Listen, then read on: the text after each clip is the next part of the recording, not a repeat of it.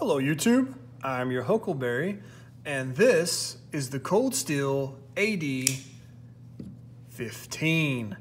Let's get into some specs. We're looking at 8.5 inches overall with a 3.6 inch blade. The thickness is going to come in at 0.15.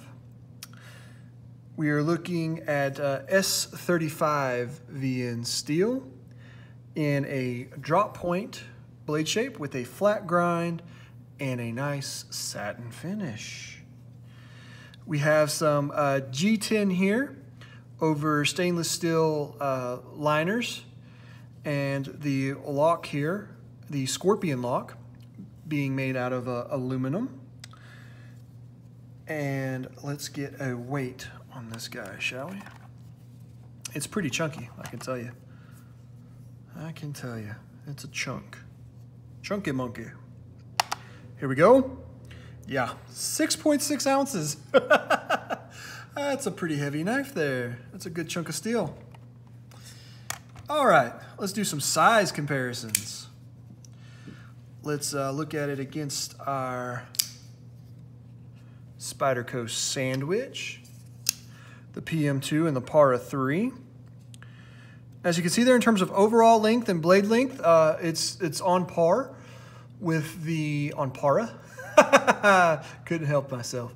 It's on Para with the PM2 there, and definitely larger than the PM3, and definitely heavier than the Para 3 lightweight. Let's look at it against the, how about this? How about the Kershaw Leak? And definitely much larger than the Leak in just about every way. It's larger than the Leak there. And how about one more? How about the Hinderer XM18 3.5 inch? And there you go. That's much more. That's a much better comparison. They're very similar in size there. With this blade, going to be a little bit longer overall length. But in terms of just feel, kind of that tank-like feel, the XM18 and the AD15, a lot of numbers there, they feel similar. You know, they give you that same kind of tank-like feel in the hand. So, all right, let's get into it, shall we? Now, just to start with, and I'm sorry for you're getting some glare there, I can see the sun's setting behind me, but anyway, we will soldier on. This knife kind of, it breaks my weight rule, my arbitrary weight rule. I like knives, generally knives don't bother me until they get to that 6 ounce and above range. Then I can kind of feel them pulling on my pocket, and I really start to kind of notice them, and especially, I mean, this is a chunk. That is a big old chunk of steel there, a nice big thick chunk of steel, and just overall, I mean, it is tank-like in the hand. But you know what? It carries pretty darn well for its size. I don't know if it's the clip design or its position or what have you, but this doesn't really tug on my pocket, and it feels, I mean, it doesn't, sure, you're going to feel it because, I mean, it's a larger knife, but it's not bad. It's really not bad. It wasn't so noticeable that I was like, it's kind of uncomfortable, I don't like it. It was fine. It carried fine. And so that's, you know, that's a pro there, is that it carries better than its size and weight would indicate. It carries better than that. The fit and finish is really good. No sharp edges. The clip doesn't give you any kind of hot spot. There are really no hot spots on this guy. Here it is in my extra large hand. You can see there. No real hot spots. It feels good in hand. The ergonomics are very, very nice. It just kind of really locks in there and really fits in your hand. I like this little flare out here at the butt of the knife. It really kind of locks in that hand. And if it fits well in my hand, and like I said, I have extra large hands, I mean, it should fit most hands pretty well. Smaller hands might have a little bit of trouble, but you know. It came sharp. Cold Steel always does a good job with their sharpness out of box, and this is no exception. It was sharp, especially for a knife that's as thick as it is, 0.15, which is, you know, these days is on the thicker side. A lot of knives you'll see in the 0.12 range. This is 0.15, but it is sharp. It is nicely ground. That edge is really nice and sharp. It cuts, buddy. It slices. The S35VN is a good steel. This knife comes in at right around the $200 mark. And so S35VN is an acceptable steel at that price point for sure. S35VN is just a nice overall steel. The jimping I like, which is, you know, usually when it has kind of wide jimping like that there, you can see that jimping is pretty wide. It usually means it's not very good. From what I have found, it's not super effective. But Cold Steel did a good job on that big, thick jimping there. It's still effective. Your thumb it still grabs your thumb pretty darn well. And so usually I don't like the you know, wider jimping like that, but on this one, it doesn't really make a difference. It's sharp enough, it digs in well, but it's not so sharp that it hurts. And so the jimping's done well there. I like the lanyard hole position. I like this kind of clip. I think that's good. When you got a clip, Spyderco does this a lot, where you got the clip that goes around the lanyard hole. And so that's nice. And then, like I said, the price coming in at $200 is a good price, especially when you got an interesting lock like this. Now, this is the Demco Scorpion lock, he calls it. And the reason that I really like this is because most of Cold Steels have and the name is escaping me, the Triad lock. It's a lock back. It's a really beefy, overbuilt lock back that works, you know, a little bit differently than most lockbacks. It's a Demco lock as well, but the Triad lock. But I don't like it because when you have a lockback, a lot of times it takes away one-hand operation. Yes, you can get it open one-handed, but when it comes to closing, you're gonna have to two-hand that bad boy. And that's the way most Cold Steels are, in my experience. Now, I've seen a lot of people who get that thing, you know, kind of broken in and adjusted to the point where they can close it one-handed. But, you know, I don't care for lockbacks. And most Cold Steels have that lockback, that Triad lock. And so I'm just, you know, I'm not just really drawn to them. But with this, now it did take some practice. You can close it pretty easily with one hand. And it opens with one hand, flies out of there pretty well one-handed.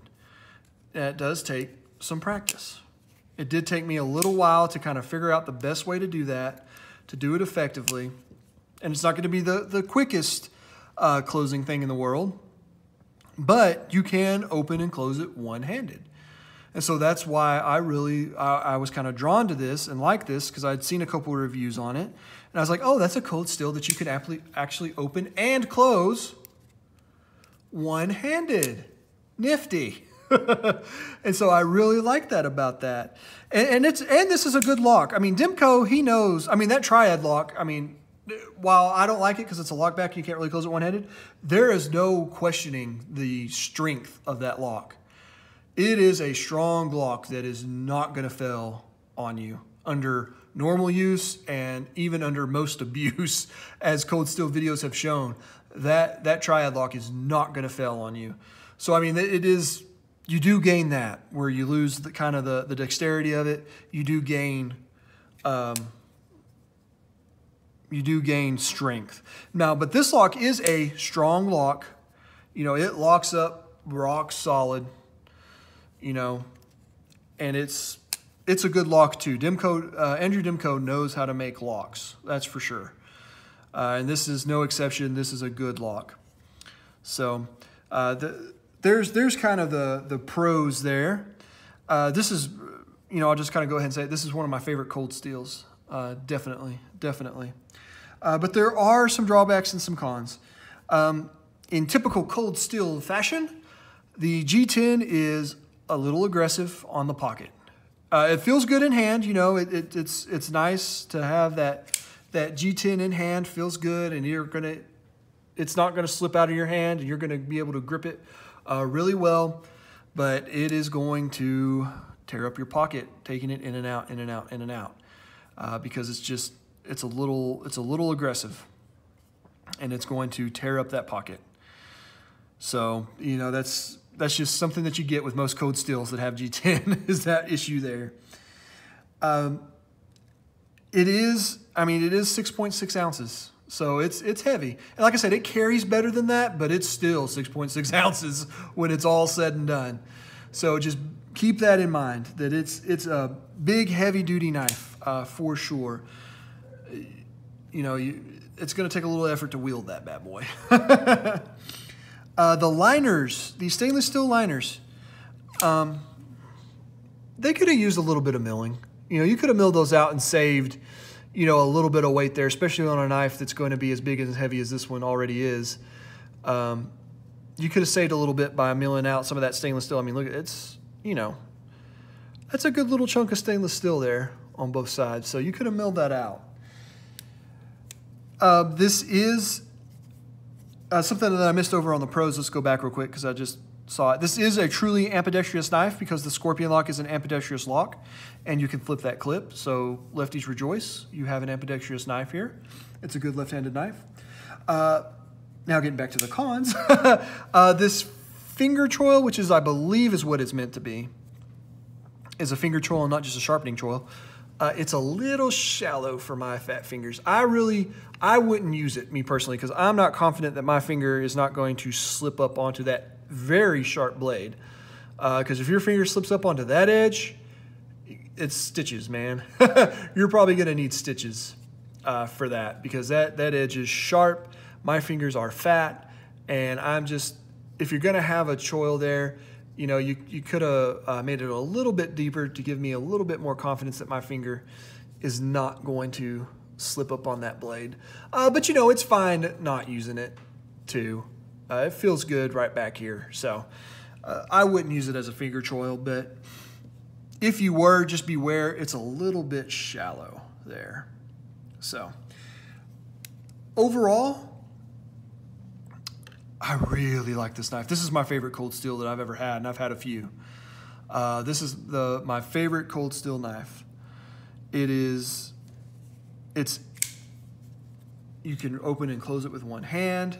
It looks good. I mean, that blade, man, that's a good looking blade. It's a good, you know, when a drop point is done well, it is just one of the best looking blade shapes out there, in my opinion. And this one is one that has been done well. So good job there, cold steel. That is a good looking knife. It is a good utility blade shape. It's going to get whatever you need done. It's going to handle your cutting tasks there.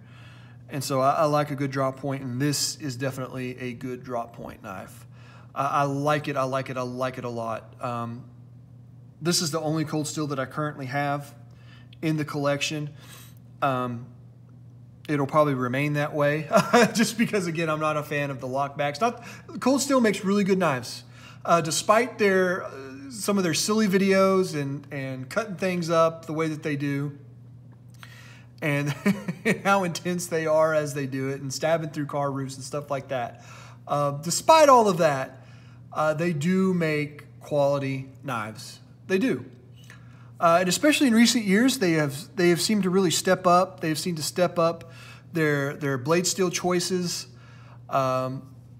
And just their fit and finish and everything, they have seemed to stepped it up here quite a bit here these last few years.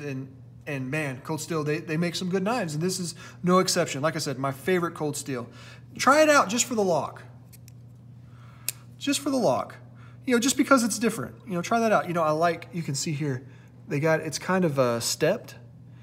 You got some ridges and some stepping there, which really help when you're closing the knife, because it gives you some grip there to get your fingers in there and grip and pull back on that lock. And so that's nice. And plus, it looks kind of Art Deco. I really like Art Deco as a design. Art Deco designs, I should say. Architecture and things like that. I like Art Deco. And that reminds me of kind of an Art Deco design there with those steps. And they're practical. to help you get your fingers in there, pull that lock open, shake that blade close. So, and look at what this knife can do. I'm just kind of rambling now, guys. I've never had a knife that could stand up like that, stand up on its end like that. But that one can. All right, just a bonus there. All right, guys. Okay, I'm going to shut this one down. I'm rambling. Thank you so much for watching. Please do hit that subscribe button and that notification bell. Like, dislike, comment, everything down below. And I will catch you guys on the next video. Goodbye.